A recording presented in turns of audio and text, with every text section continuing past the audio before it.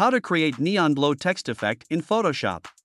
Select the two layers by holding down Shift key. Go to the filter and choose the convert for smart filters. Press Ctrl J to duplicate the layer. Name the copy Neon Glow 2. Name the layer below it Neon Glow 1.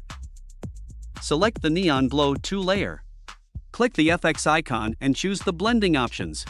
Select Inner Glow. Click the color box in the color picker, type in 6300FE. Just copy these settings.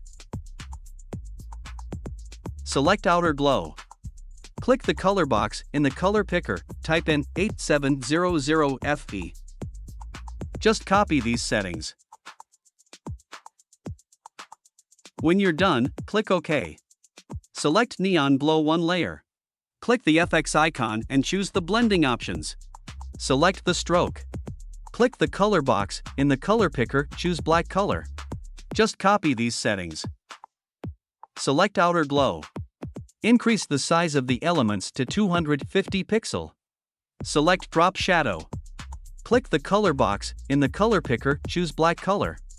Just copy these settings. When you're done, click OK. And this is the result.